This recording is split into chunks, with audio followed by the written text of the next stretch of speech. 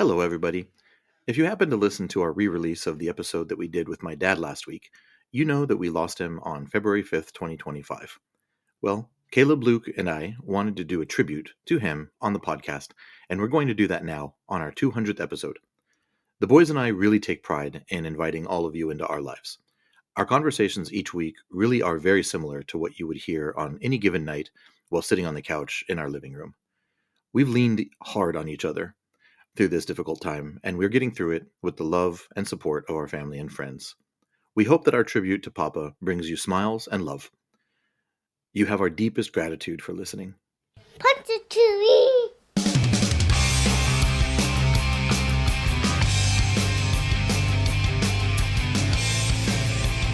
What's up, everybody? Welcome to another episode of the Colby Cast, where we dive into movies, 21 gigawatts! TV, Sometimes I'll start a sentence, and I don't even know where it's going. I just hope I find it along the way. and everything in between. Well, I don't know how you get a podcast, but you should look into it. I'm Colby, and I'm joined by my two awesome sons, Caleb I don't know how to tie my shoes. and Luke. I never shut up. Together, we're your friendly neighborhood pop culture nerds, here to share our thoughts on Star Wars, Marvel, the latest entertainment news, and maybe even some sports. Do you believe in miracles? Yes! So grab a piece of cake Cake! Everybody loves cakes.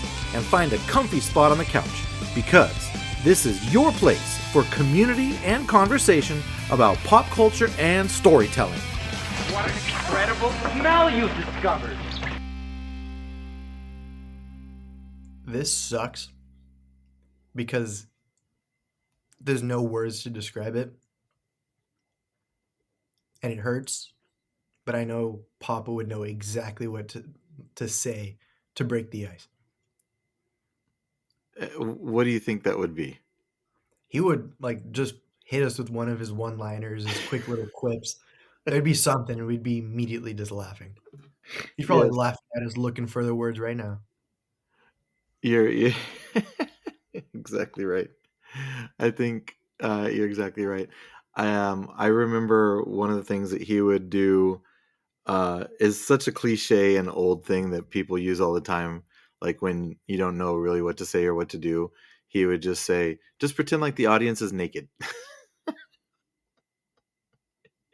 That's like such a cliche thing to say, but he would always have something he would say to make us laugh. Yeah, I agree. It sucks. It sucks.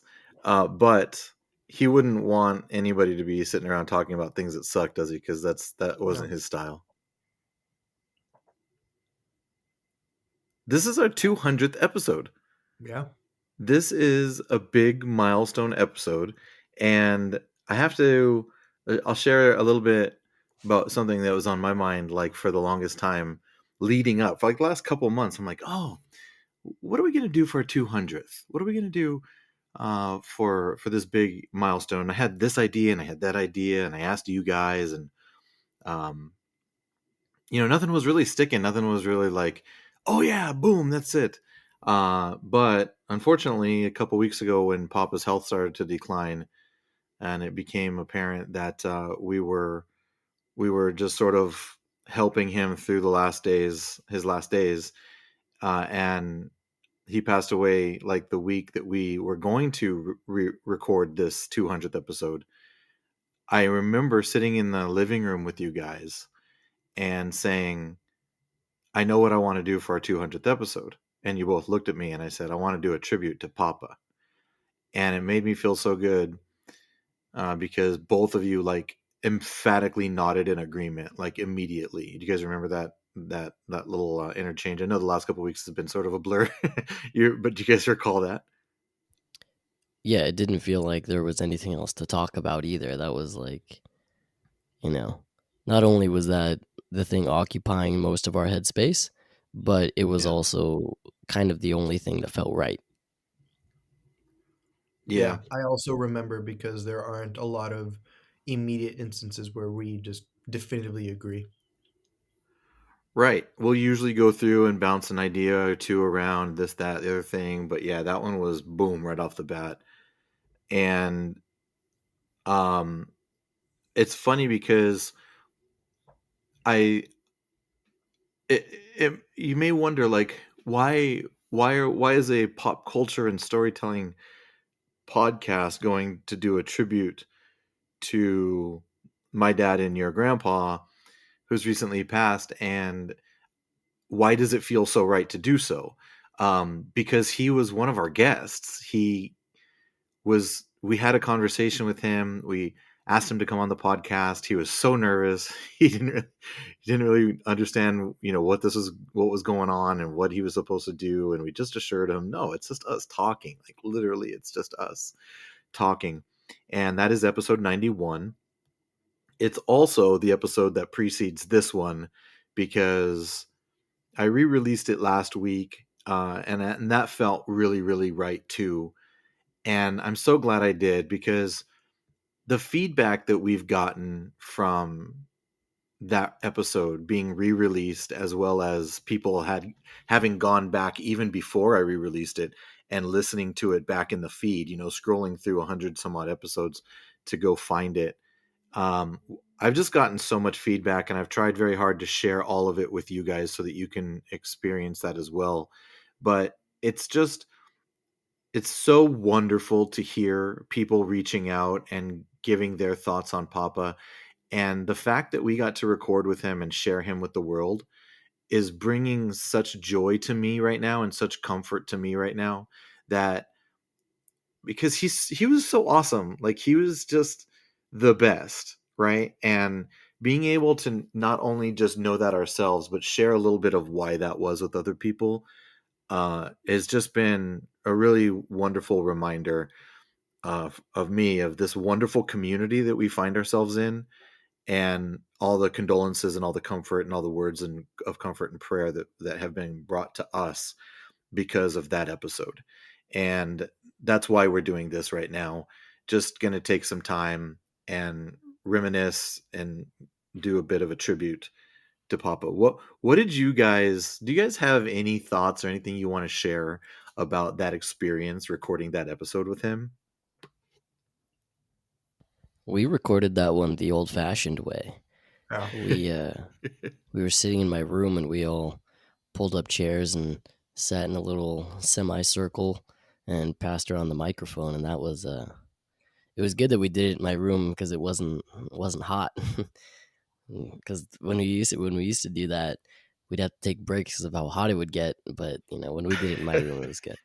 Um, it was that was fun. I knew that he wouldn't want to do it at first, but I know that especially after the fact, he was glad that he did. He was, and I re-listened to that episode again, shortly after he passed, and it was so comforting. I didn't know how I was going to react. Being able to hear his voice again and just go through um, that episode. But it was so comforting, and after the initial shock of like, okay, I'm doing this. I was just listening to it, enjoying it again. Like that was one of the things that he was so good at just disarming people with Yeah. his wit and with his storytelling and his jokes and his candor. Um, and pretty soon, like 15 minutes into it, I was just listening again and enjoying myself. And man, that episode is pure gold. Like I don't even know what it's priceless. It's Yeah. priceless because anytime we want to hear him say something funny, it's always right there for us, and anyone can listen to it, and it's just fantastic. I feel like I would be lying if I said this wasn't affect me at all. But I I listened to that episode for the first time about a week ago, and I cried, but Yeah, then I just laughed the entire time, yeah, and it just made me feel like at the beginning it felt like we were figuring it out, and then by the end of it, it was just a normal conversation we were having, whether it was in Luke's room or in the car on the way to a hockey game or on the sofa watching whatever we were watching, just spending time together. So it was funny to hear him talk about, like, you can just hear the love that he has for all sorts of different things and that's just who he was. And I feel like the episode does a great job of giving exactly what we would hope it would give us. And like, not to say that I don't care that anybody else listens, but it's Yeah. exactly what I wanted to listen to.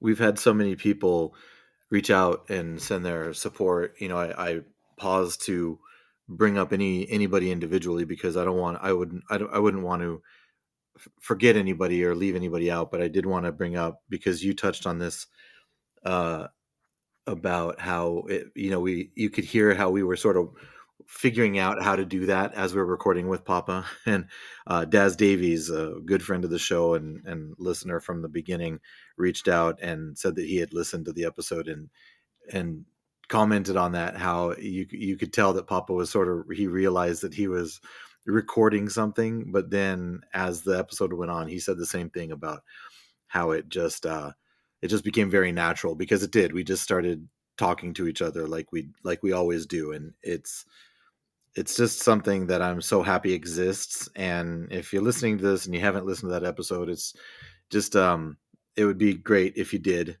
It's just a wonderful, fun time. So, what about? I have a lifetime of memories of my dad, and so do you guys. And I wanted to share with you one of my earliest memories. I don't know if you guys have heard this story or not. I think I mentioned it to you, Luke, but I'm not sure if I told you, Caleb. One of my earliest memories of my entire life was Papa dropping me off at my preschool. And based on a picture that you found, Luke, in one of the albums, I started preschool when I was 3 years old. So this memory is from around the time I was 3. And he dropped me off. I was getting out of the car, and Joe Cocker, his that song "You Are So Beautiful" was on the radio, and I desperately wanted to stay in that car with Dad. I didn't want to get out. I didn't want to go to school. I just wanted to stay in there with my dad, and that led to sort of a habit, I will admit to having as I was young, of faking stomach aches to go home because I wanted to hang out with Dad. There was one specifically where he had broken his arm. uh, I mean, he was at work all day, so I couldn't just fake a stomach ache any day. But this one day that I was in maybe first or second grade, he had broken his arm and he had dropped me off at school again. And I just wanted to stay home so much and be with him and take care of him, that I faked a stomach ache, went to the nurse's office, and he came and picked me up. So, but yeah, one of my earliest memories is of him dropping me off at preschool, and "You Are So Beautiful" playing on the radio. And it's all, well, of course, been one of my favorite songs my whole life, and it's because it's attached to that memory. So yeah, that's a long. You are much smarter than I was, because I picked up that same habit of trying to get out of school as much as possible. Um, but I also didn't have the same care as you, that they're at work, because I would call you guys while you were at work and say come pick me up. And I would also give myself stomach aches on purpose, just so that I could get out of school. So, It must be in the DNA, because I would fake stomach aches until I got a stomach ache. So yes, I would. It's like the mind over matter kind of thing. Like I would end up giving myself a stomach ache even though I didn't start out with one. It's crazy how the things that shouldn't be genetic are still genetic. Yeah, that shouldn't be, right? Like the power of suggestion over your own brain. Yep. It's also not lost on me that if you could fake a stomach ache and have Nana or Papa pick you up from college, you probably still would have. And that was like 2 months ago. Yeah. No, I didn't have to fake stomach aches to get out of going to school. I just would look at Mom and say, "I'm not going to go to class tonight." And she would be like, "Yes, you are." um so many memories. Go ahead, Caleb. I think that's my favorite thing. I don't want to say favorite because I wouldn't wish this on anybody just because it's not easy, but it's sort of like a beauty in the sadness. He was such an easy person to talk to, an even easier person to talk about. And it wasn't just talking about him, it was just relentless and nonstop praise about how, like, I think it goes without saying that the world lost an angel, but gained an angel in heaven. Yeah. And we all lost a hero in one way or another. But just to see that connection that people feel, whether it's through that conversation that we had on on the podcast, or just talking about him because it's a very recent and big event in our lives, but I feel like just the minute you start talking about him, everybody's just like, "Oh my god, he sounded amazing," or just talking about him and hearing a story that I've never heard before. So, if anybody has ever met him and knows this podcast, give us a call. I will move my calendar just to talk about him and learn more about him, even if it's a 30-second or a 30-minute conversation. Yeah, no doubt. No doubt. You know, Yeah, go ahead. it's funny because I a lot of people through hockey and stuff have been reaching out and giving their condolences and stuff, and it's very it's heartwarming and everything. Um, and they always ask, "Oh, is it your mom's dad or your dad's dad?" And I said, "Oh, it was my mom. It was my dad's dad." And I always tell him, "Oh, he's the one who actually got us into hockey." And I give him the whole rundown of how he got you into hockey and how that got us into hockey and stuff. And um, I always make sure to bring up that he was always at our hockey games, and that he would come on trips. He went to Minnesota, he went to Dallas, he went to Chicago. He would go everywhere we went, and I I never thought of that. Like, I never, obviously I knew he was there, and I'm glad he was there when it was happening. But after the fact, I don't think I really appreciated how incredible it is that well into his 60s and 70s, he was still traveling and going all these places at crazy times just to go watch hockey games and stuff. And, he would go watch you play at CSUN at At 10 p.m., 10:30, yeah, be home by 1. And it wasn't even like he never felt an obligation to do it. He genuinely loved that. And I think I realized that because when I was telling these people that, they were so amazed. And I was like, no, that's not amazing. That's just what he did. That's exactly. just So who that's he exactly what I was was. gonna say. Everybody would be like, "Your grandpa did all that? Mine doesn't do it." It's like, "Yeah, well, my grandpa just that's who he is," you know? One of my favorite stories that we were reminiscing with a couple weeks ago was when we found out we were gonna have a flyaway tournament, and we decided, like, to look up I don't know if it was, like, the average temperature or the current temperature, um, of the state we were going to, but we were just like, "Oh my god, this is like nothing I have ever experienced before. It's going to be so amazing." And then we told Papa about it, and it wasn't like, "Oh, what time is a trip?" It wasn't anything like just trying to gather more information. It was, "When are we leaving?" And it wasn't like, "When are you guys going?" It was, "I'm going to go to the frozen tundra with you. When are we going? Yep. Do I have to walk? Do I have to crawl? We're going." Yeah. You can tell me when we're leaving, or you can just smile when I show up because I'm Yeah, going. exactly. He was gonna be there whether it was, voluntarily or by his own will, because that man had the strongest will I've ever met. Have you have you guys ever heard the story of his coaching debut? Because fun fact, not only did he get me into hockey, but he also did anything he needed to do to help out the team. He was a team manager, he was an assistant coach, even though he You didn't know did how to tell me this skate. story. So, but his coaching debut You told came. me his coaching debut.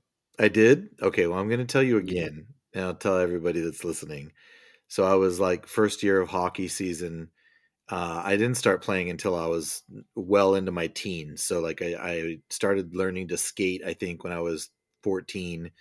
started playing when I was 15 ish, something like that. So around the time I was 15, was our first game. It was a preseason game, and as I remember it, it was actually in a rink in Thousand Oaks, and there's no rink in Thousand Oaks anymore. So this rink is gone. He was an assistant coach on the team, and we go out there, Thousand Oaks, whatever. The head coach, I don't know, like 5 minutes into the game, he just completely goes ballistic, loses his temper, says something to the referee, gets kicked out, and the only other assistant on the bench was Papa. So now Papa's in charge of like these 14 and 15-year-old kids after whatever it was that set off our head coach. You know, when head coaches get angry, it's probably because something has happened with the team, something dramatic on the game. And here he is, has to step in, and he was not only an assistant coach that night, but he had to take over the head coaching duties too. And he just took it. He just took it like in stride. He nothing ever phased him. He would just do what needed to be done and keep moving forward. And yeah, that was Papa's head coaching debut for my first travel game as a preseason game way back in the old days. Did you win the game?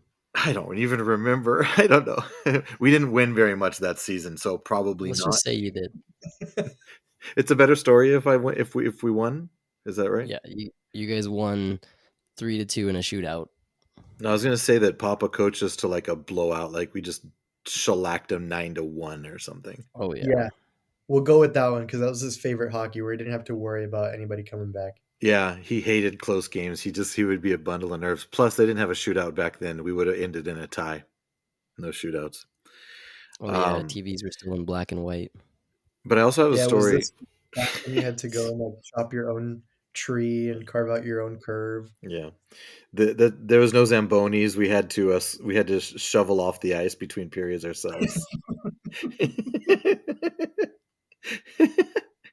um, One of the things you said, you made me think of another story I have about him in my hockey, because when I was done playing youth hockey, I was never good enough to go any further than that. So the only place to go, like they say, the old adage, all leagues lead to beer league.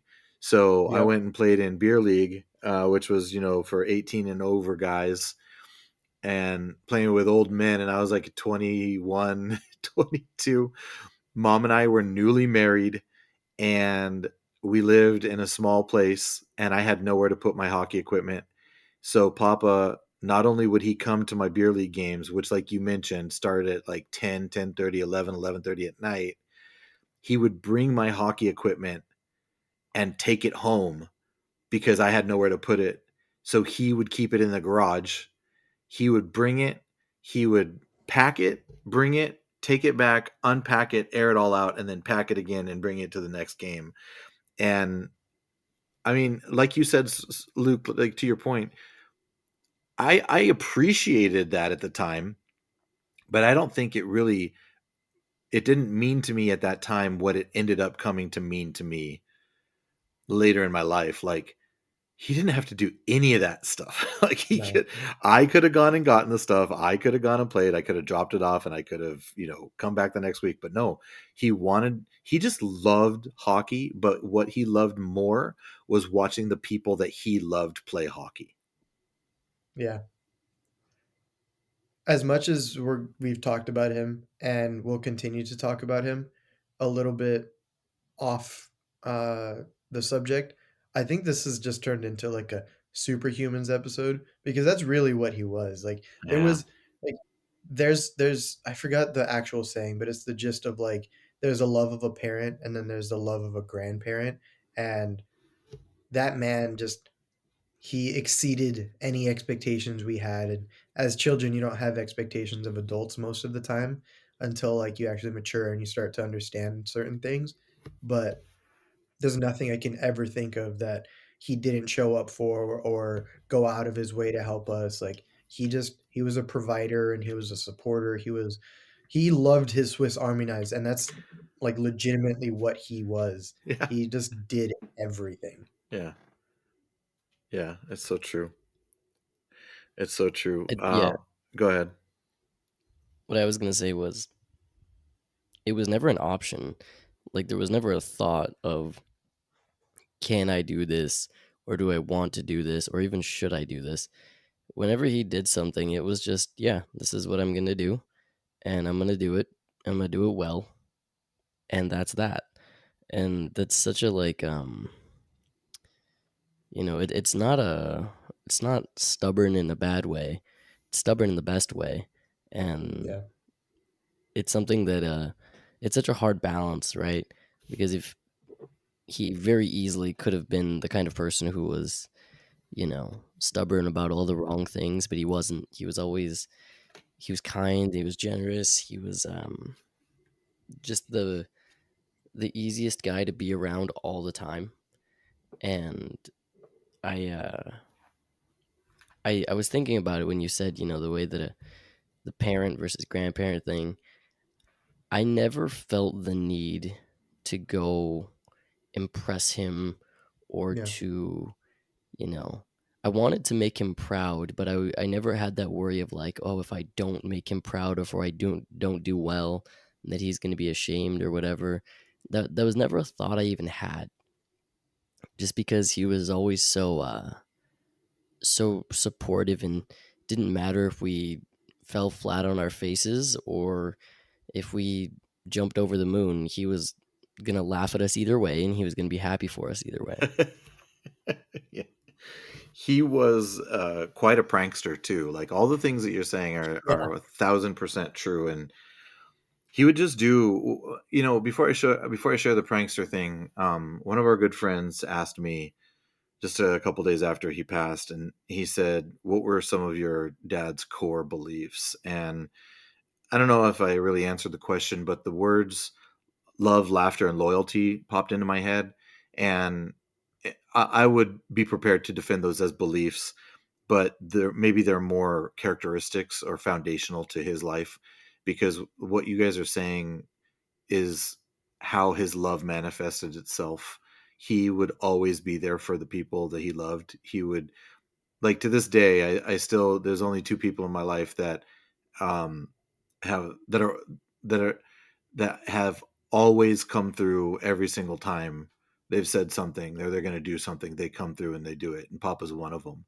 um can I tell you the go get my pants story? Of course. Yes. When I was 12, 13, 14, 15, my two best friends in the entire world, we've talked about Uncle Matt. Uncle Matt was one of them, and Kiki was my other best friend. Is the three of us were inseparable, like for sixth grade, seventh grade, eighth grade, until Uncle Matt moved back to Ohio.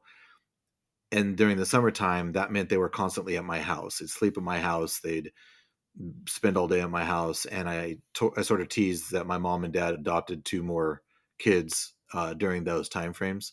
And it used to crack Matt and Kiki up to no end, because inevitably I would ask my dad for money to let us go get McDonald's or Carl's Jr. or go see a movie. And when Papa would come home from work, he would get out of his work clothes. His work clothes consisted of jeans, like Levi's. He would hang them up in his closet because he inevitably would be going back out later in that night, like to go get dinner or run an errand or something. So he'd leave his keys, he'd leave his wallet, he'd leave his money in his jeans, in his pants. And whenever I would go, when Matt, Kiki, and I were talking about, like, oh, let's go to Burger King uh, tomorrow or whatever, and I'm like, I don't have any money. You have any money? No, you don't have money. Okay, I'm gonna go ask my dad for money. They would start cracking up because they know exactly what he would say, and he did. He said it the same every single time. I'd say, "Hey, Dad, can I have $20 for Burger King?" And he'd look at me and he'd say, "Go get my pants." And I'd go get his pants and I'd take it to him and he'd pull out $20, he'd give it to me, and I'd go put his pants back. And I don't know why, I still don't know to this day why, but when I'd walk back into my room, Matt and Kiki would just be dying of laughter because they knew every time he would just say, "Go get my pants," when it meant to go get money. It's great. He could rock a pair of Levi's, but he didn't like it to. Hmm. He was a shorts guy. I disagree. I think for the longest time, it was a huge deal when he wore shorts. It was, but I think he finally just decided, you know what? I'm old enough. I can do what I want. I don't have to impress anybody. Yeah, The pressure's gone. I get to rock shorts every day for the rest of my life. that is true. It was I also loved his old guys rule t-shirts. Those were the best. They all were guys rolling the up. silliest thing I'd ever seen as a child because it's like, no, they don't. Old guys don't rule. But then like looking back, it's like, absolutely they do. They're the best. What I was going to tell you guys about him being a prankster was this one line that he was very famous for. And I'm not a fan of practical jokes. I don't partake in practical jokes. And really, it's because I saw Papa get back at people that would play jokes on him so many times in the younger part of my life that I would not. I didn't want anything to do with it.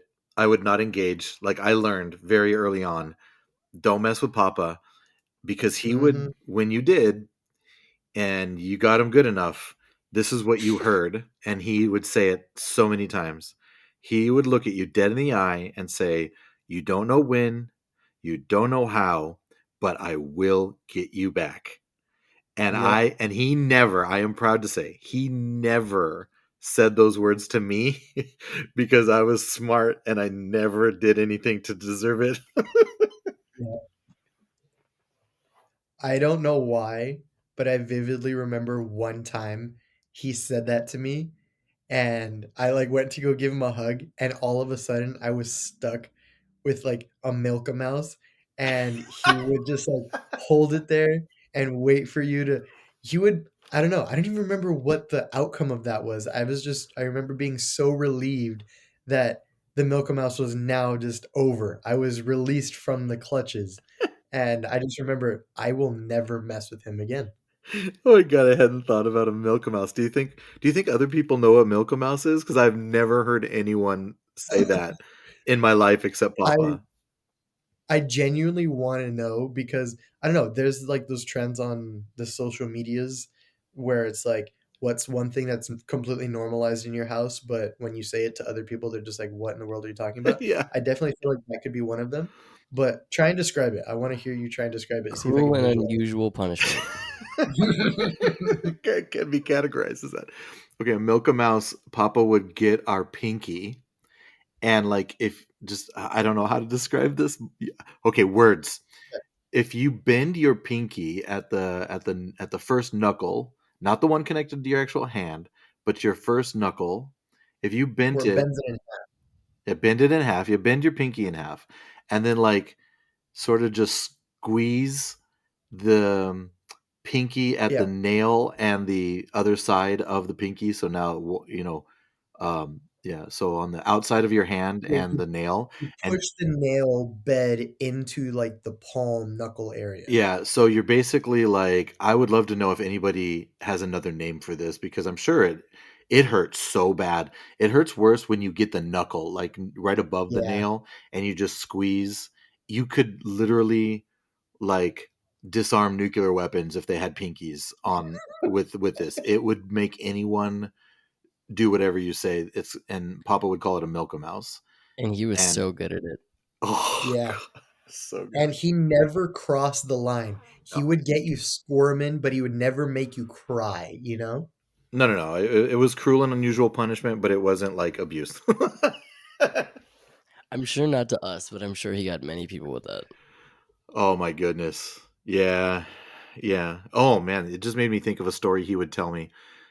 He was always a smaller kid. Like he was undersized compared to other kids his age, and that never stopped him from picking fights when he was younger. So he grew up in the eastern San Fernando Valley in the 50s and 60s, and he would tell this story about I don't know what he did, but he got this much larger like a schoolmate of his chasing after him, and he was never afraid to. He would never back down from people trying to bully him or say bad things to him, because he knew, number one, he always had witty comebacks and something to say, and he was always fast enough to run away from them. He may have been smaller than them, but he was he was fast enough to run away from them.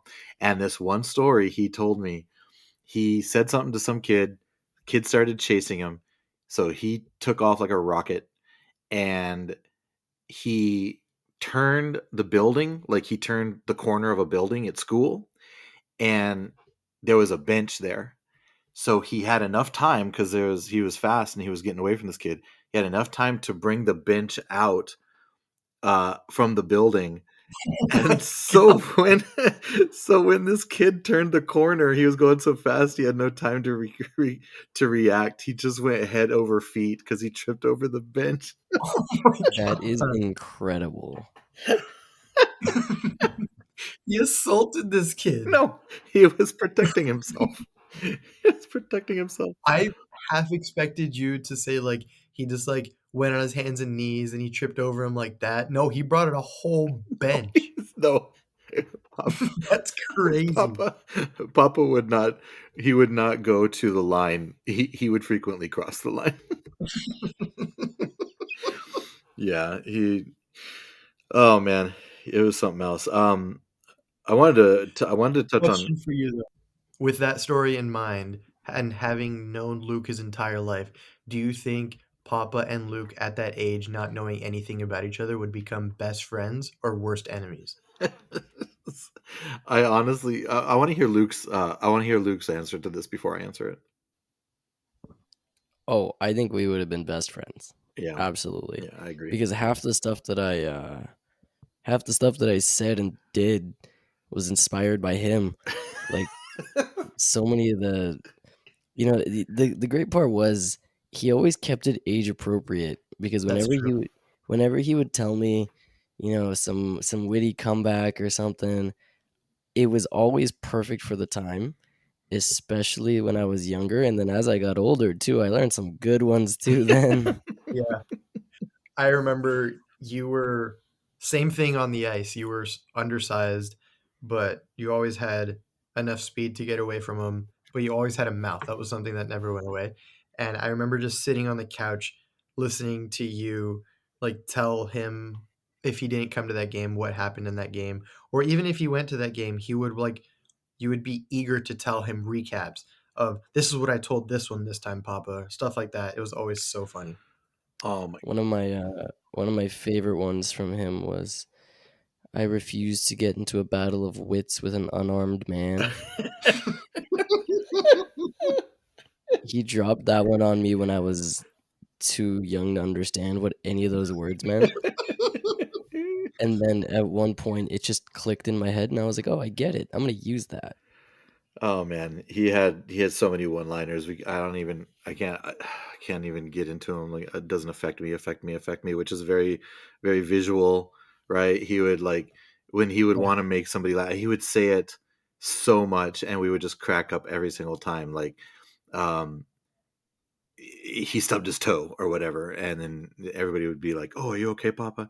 And he'd say, "Yeah, yeah, I'm fine. It doesn't affect me at all." And he would like jerk his head to the left, like a record would be skipping, and people just knew it was coming and just laughed because he would just do it in such a funny way. Just today, I dropped one of his classics when somebody was like on the floor or trying to get up out of a chair or something and then struggling a little bit. He'd walk over to him and say, "Hey, you need a hand up?" And the person would put their hand out, and he would just reach up to he'd just reach up to the sky, put his hand up. Yeah. He did that to. And literally put a hand up. He would literally put his hand up, and he did that to Nana. I think every single time she was getting up off of eating a dinner and getting out of the table, or getting out of the chair or whatever, every time, and we would just sit there giggling. Oh my gosh, do you guys remember when we sang him "Today's Your Birthday" after? Yes. Yeah, my throat is still sore from that. Yeah, that is a video that will stay within the family. I think So it's just the audio though. it's just the audio. You shouldn't have brought it up because I have it here ready. 1, 2, and I'm just kidding. You should have seen your face. It's great. I was gonna yell at you. No, everybody that's listening, I feel like we need to give you some context. The Beatles have that "Today is your birthday," right? Today is your birthday. Da-da-da-da. We had a CD of the Muppets singing Beatles songs. You guys remember that CD? Yeah, I Not love even that looking. CD. Yeah. I'm convinced I just blocked it out of my brain. No. It was. We had the Looney Tunes too. I'm so sorry. It was Looney Tunes. It was not the Muppets. It was It the was. Looney No, Tunes. it wasn't. Yeah, it was the Because Looney they would Tunes. do the long and winding road, and then Mhm. they would have Roadrunner go meep meep meep meep. So we decided "Today is your birthday" is on that, done by the Looney Tunes.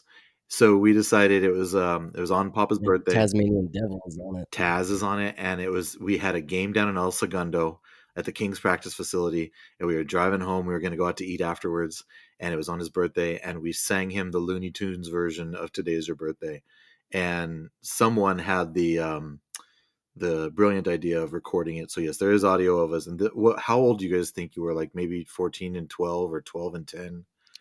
Yeah, like I had to be under 12 and Yeah, I was gonna say there was no way I was 14. no, yeah, maybe like 10 and 12, yeah. Yeah, Yeah. I was gonna say I was old as 10.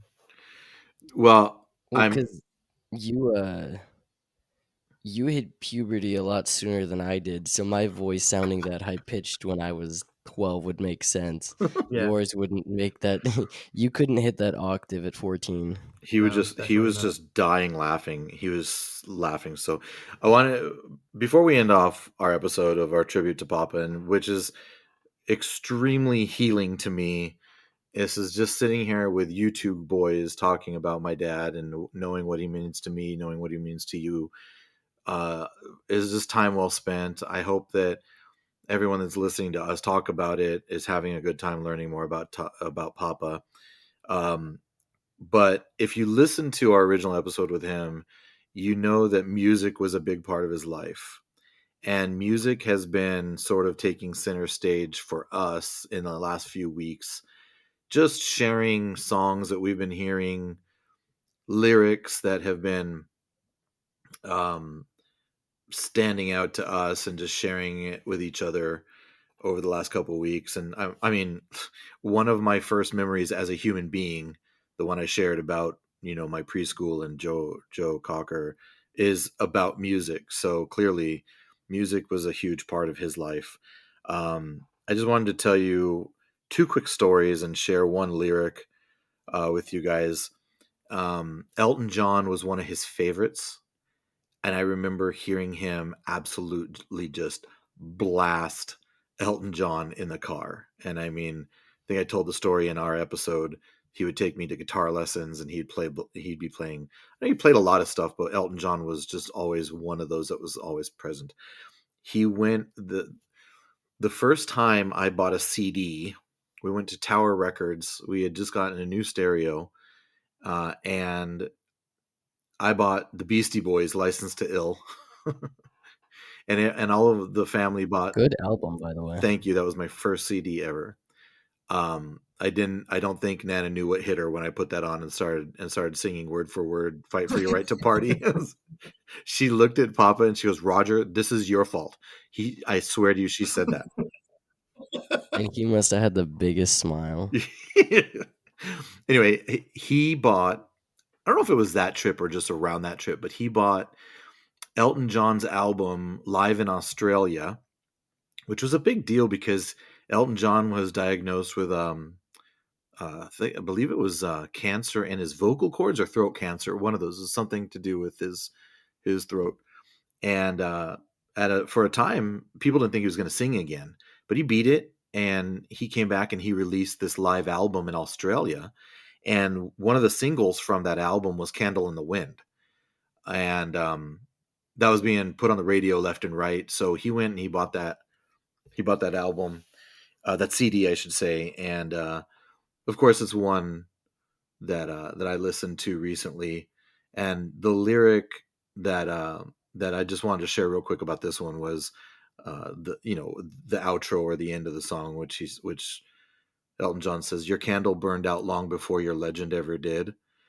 And Mm-hmm. I know that song is about Marilyn Monroe. The whole song doesn't really apply to to Papa, of course. It's very specifically about Marilyn Monroe, but I remember that being one of his favorite Elton John songs. He had so many, but one of them. But I just love that lyric so much about how your candle burned out long before your legend ever did, because I feel that way about Papa. Like, we're going to be talking, God willing, if you guys decide to go this route, no pressure whatsoever, but we're going to be talking to your kids about Papa, right? I'm going to be the old senile guy sitting on the couch asking my great grandchildren to come sit down so I can tell them about their great great grandfather. And I'll probably have all the stories wrong. I'll be very senile, but I'll just make stuff up and they won't care, because I hope I'm half as funny as him so that I can engage and keep them laughing too. Because his legend is going to live forever. And that song, sort of touches me. And one other story I wanted to share with you, before you guys get into any stories that you'd like to tell. And if you want me just to stop talking and tell your story, please tell me to stop talking and tell your story. But there's a Pink Floyd song called Time. And I remember going to a Kings game with Papa. Just he and we went to a ton of Kings games when I was in high school. And it was at the Great Western Forum in Inglewood. We drove down there. We watched the Kings game, and we were driving home. It was very late. It's dark, of course, and Pink Floyd came on the radio, and that song "Time." I don't know if you guys have heard it, if you're familiar with it. If not, go listen to it, because the beginning of the song is like ticking clocks, and there's like some alarms and more ticking clocks, but there's something very mellow about the beginning of that song, and it just absolutely zoned me out in the car on the way home from the Kings game. I was entranced, just sort of looking ahead. My eyelids, I even feel like I may have been falling asleep. This music or these ticking clocks had just hypnotized me. He looked over to the right and saw this, screamed at the top of his lungs What? just to scare the snot out of me. And it That's worked. amazing. It worked. I came out. Thank God I had my seatbelt on, because I would have crushed my head on the roof of the car, because I jumped as far as the seatbelt would let me. And he just started dying laughing because he got me so good. So good. So yeah, Pink Floyd That Time. is Check it out. fantastic. I'm going to save the last lyrics that I mentioned. One other one. I'm going to save that for a minute. But I just wanted to hear, a little bit about music and Papa from you guys, because I just love hearing you guys talk about music in general, but also listening to different songs with Papa. Yeah, I will always remember his ringtone, because it Yeah. was the same ringtone my whole life. I don't even remember. I'm sure it's the the name of the song is it Who Are You? Yeah. Yeah, I don't even think I've heard the full song, but it's just but I know the part that was his ringtone, because he would intentionally let his ringtone just go on and on and on so that he could just keep hearing it. I remember one time he was driving and I was like, "Papa, you're gonna miss the call." He's like, "It's fine, they can call me back." So you could hear the ringtone again. He loved it. It was awesome. Yeah, we talked about that in our episode with him, and he knew exactly what we were talking about. It took us a second to just be able to mash the words together to get him to understand what we were saying. But yeah, Yeah, it's performed always by the fun. Who, and it's called "Who Are You?" Doot doot doot doot. And they can't even copyright us because we sing it ourselves. That's right.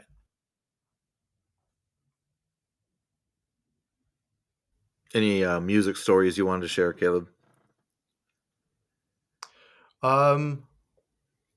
Just the one where he's talking about his record player in his car, and how I just still right now I could probably look up a YouTube video of someone doing a repair or an install or just like looking at one in an old school car.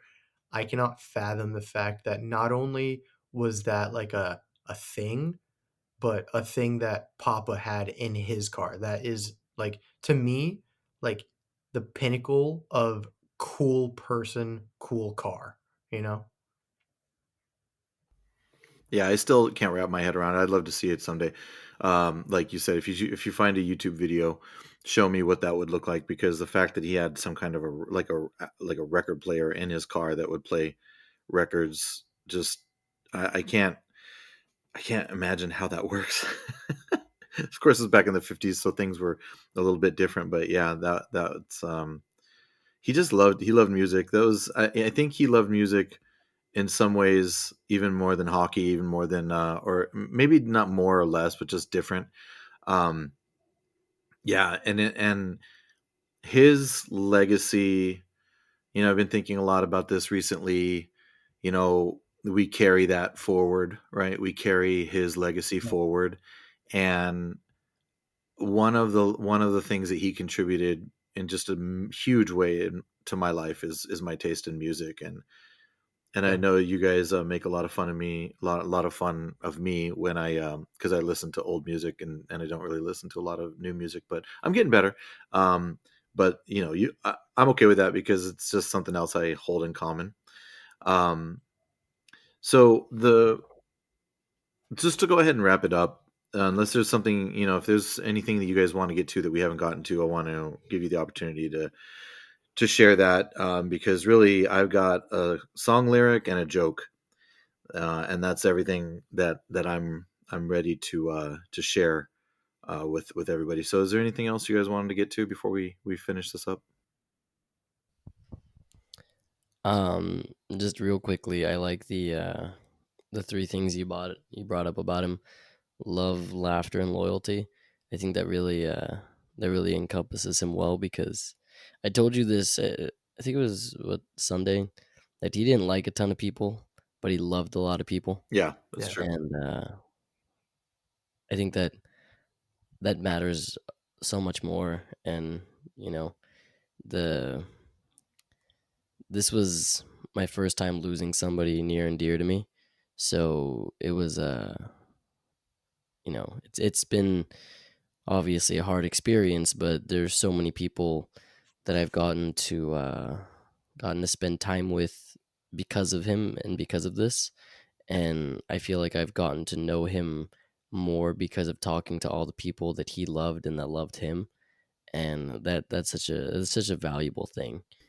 And hearing stories from when I've I've been hearing stories from Nana that he wouldn't tell me on his own, because he was just too proud, and how he was as a father, and I never got to see that, because to me he was always the old guy wearing the Hawaiian t-shirts, right? But it's been so nice. I feel like I've gotten to know him more through everybody else now, and I also think that I know that we all will make sure that his legacy stays alive, but also the fact that the youth will also, because I feel like I've gotten to know people that I never got to meet because of you and everybody else. So that makes me very confident that everyone else will get to know him as well. Yeah, Yeah, I think something that's been sitting with me that was more than just like condolences, it was more of like words of wisdom. It was like there's now a big hole in our life that was never there before, but it's about the little things that help sort of just like fill in that hole, that gap, that void in our life. And I don't think I would ever tire of the same story being told from him, let alone a story about him or anything like that.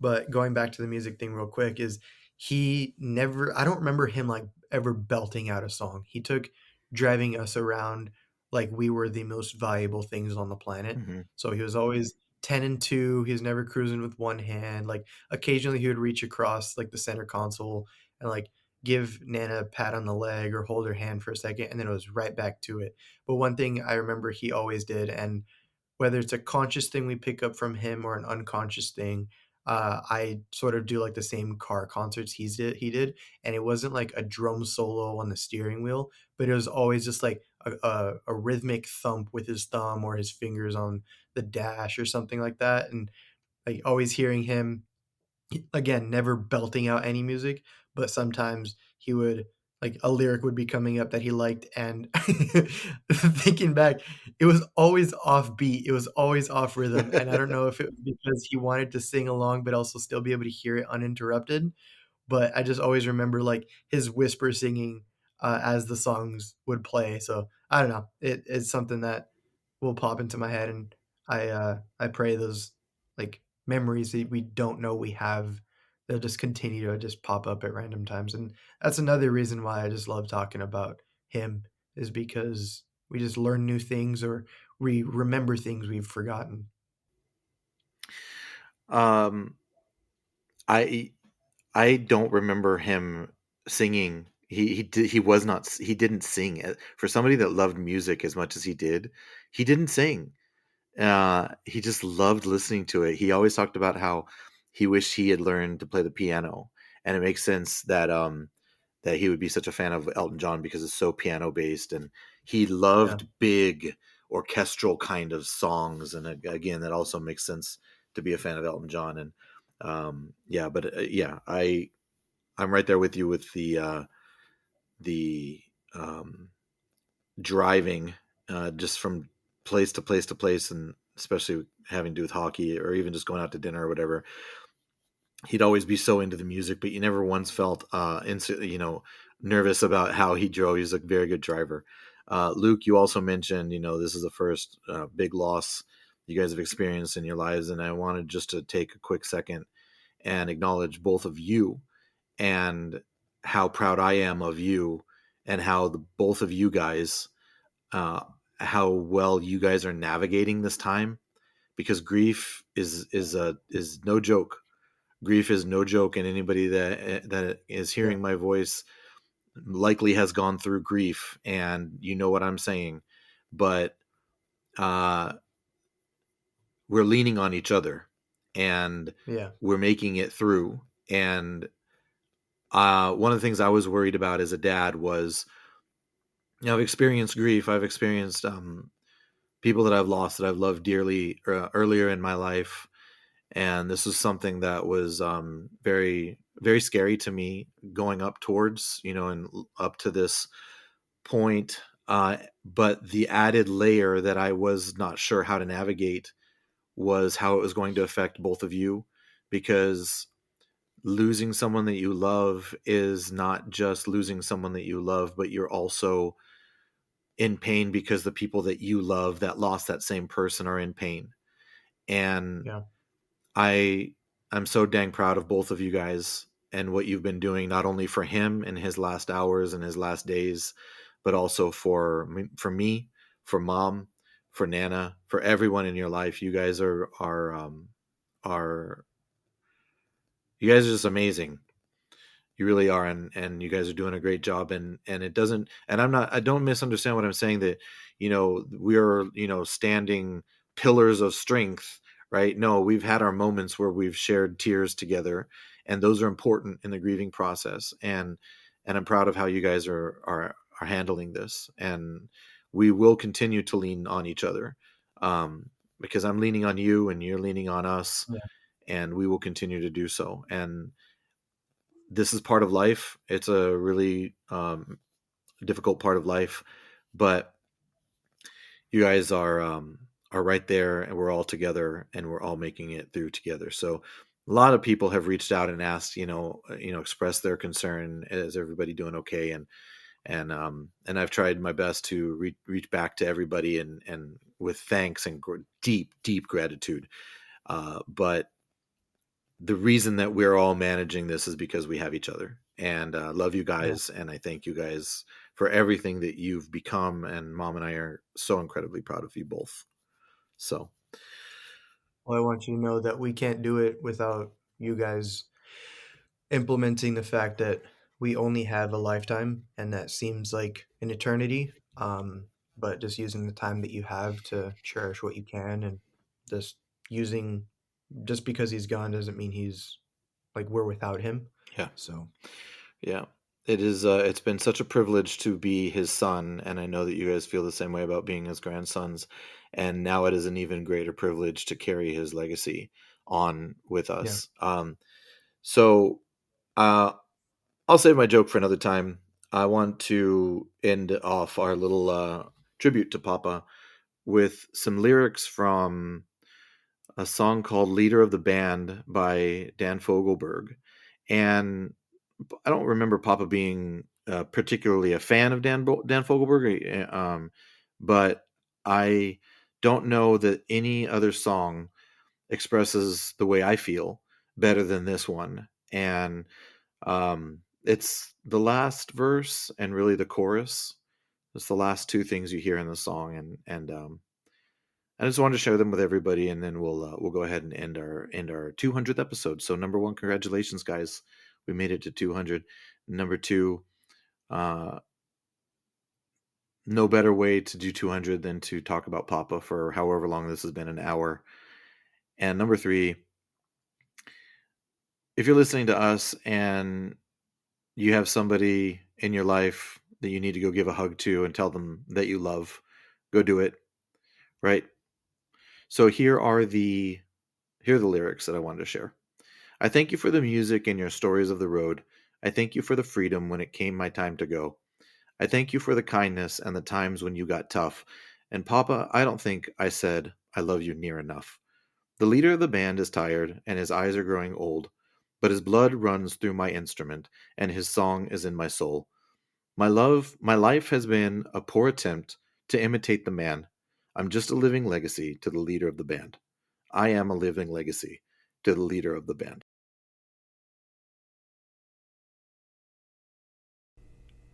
If you enjoyed this episode, let us know. You can find the Colby Cast on Instagram, Threads, and X at the Colby Cast. Episodes can also be found on YouTube, so like and subscribe. If you feel so inclined, rate and review our show on your podcatcher of choice. That really helps the show beat the algorithm and helps us find new friends to add to the conversation. If you're wordy, like me, you can send an email to thecolbycast@gmail.com. All music is licensed through Adobe Stock and performed by ProMusic24. This podcast is not endorsed by anyone or anything for that matter. It's intended for entertainment and informational purposes only. All original content of this podcast is the intellectual property of the Colby Cast unless otherwise indicated. That'll do, Donkey. That'll do.